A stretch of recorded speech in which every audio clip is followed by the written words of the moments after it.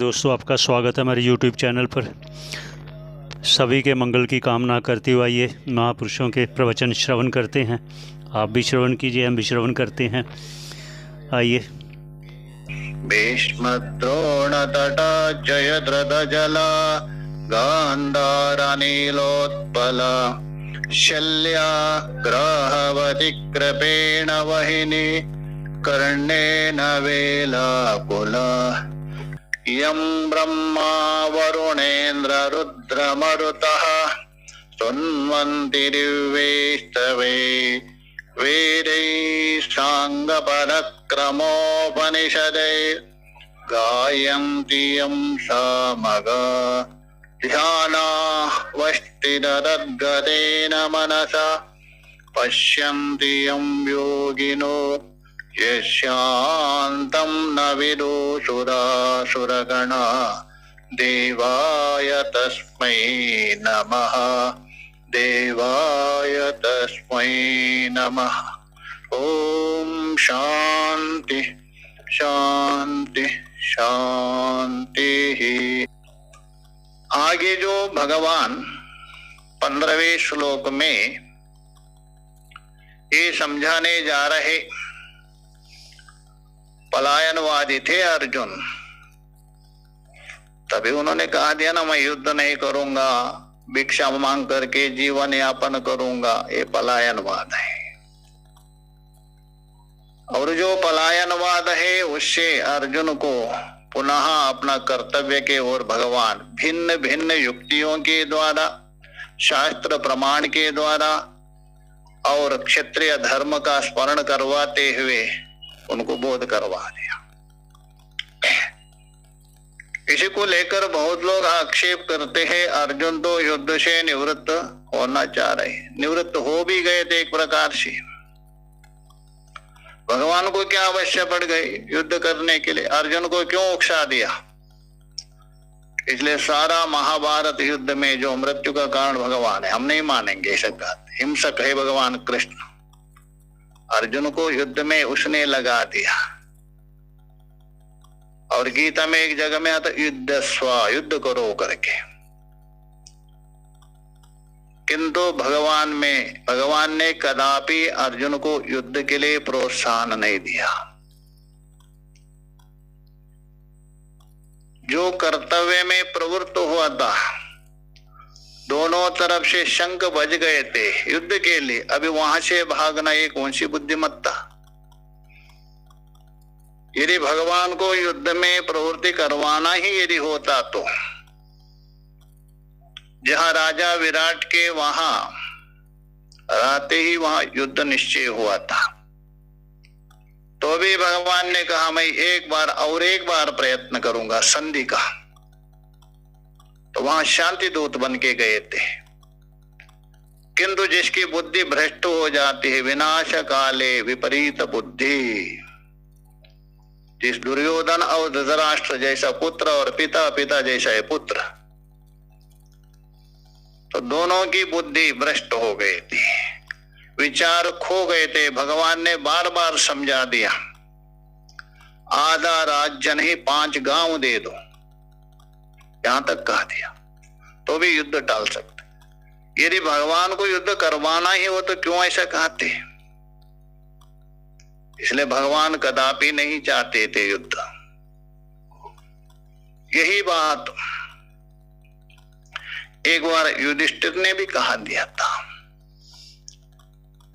विचार चल रहा था आपस में युद्ध होगा अथवा नहीं होगा। तो युधिष्ठिर ने कहा, भगवान आपकी इच्छा के बिना एक पत्ता भी नहीं हिलता है, यदि आपकी इच्छा नहीं हो तो युद्ध भी नहीं होगी। भगवान ने बहुत सुंदर उत्तर दिया, अच्छा मेरे इच्छा से सब होता है क्या?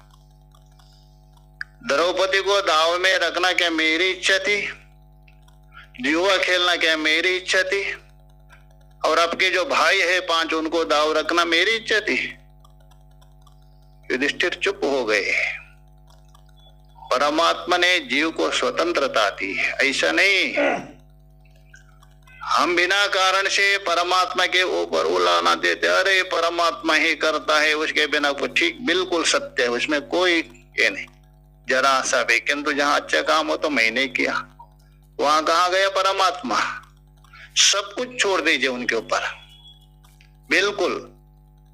किंतु खराब कर्म हो अथवा कुछ ना हो, परमात्मा के ऊपर बोलते, अच्छा कर्म हो तो मैंने किया, ऐसा नहीं चलेगा।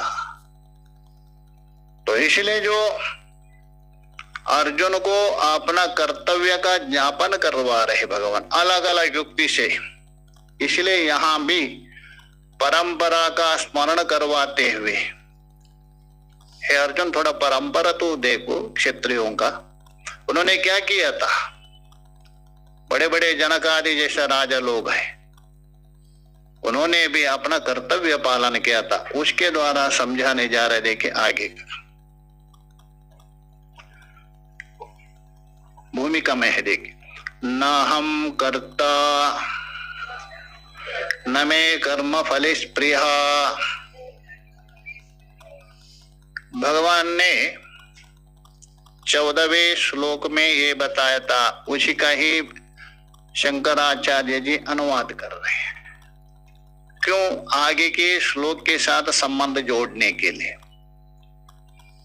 मैं न तो कर्मों का कर्ता है, ये जो कर्म है, जितने भी जो कर्म है, सृष्टि हो अथवा विभाग रूप कर्म हो, इन कर्मों का कर्ता ही नहीं हूं मैं। 13वें श्लोक के 4 चरण में स्पष्ट बता दिया, माम विद्ये अकर्तारम अव्ययम। श्लोक के 4 चरण में बता दिया। न मे कर्म फल स्पृहा, और ये जो 14वें श्लोक के 2 चरण में बता दिया। 13वें श्लोक के अंतिम चरण में मैं करता नहीं हूं ये बता दिया, और 14वें श्लोक के 2 चरण में बता दिया, न मे कर्म फल स्पृहा। जो कर्म फल की जो स्पृहा है, चाहत है, इच्छा है, ये भी मुझे नहीं। तो भी मैंने कर्म किया, ऊपर से अध्यार कर दीजिए, तो भी मैं कर्म कर रहा हूं। क्यों कर रहा हूं? केवल मैं ही नहीं कर रहा हूं, बड़े बड़े जो राजर्षि लोग हैं वो लोगों ने भी कर्म किया।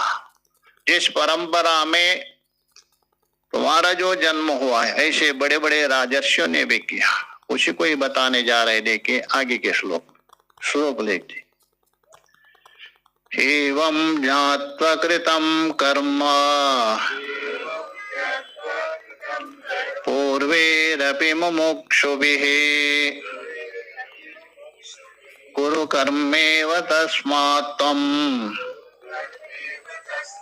पूर्वे पूर्वतरं कृतम्। एवं ज्ञात्वा, एवं बोल दो इस प्रकार जान करके, इस प्रकार बोल दो किस प्रकार। जो 14वें श्लोक में जो बताया था ना, नमाम कर्माणि लिम्पन्ति यो अभिजानाति।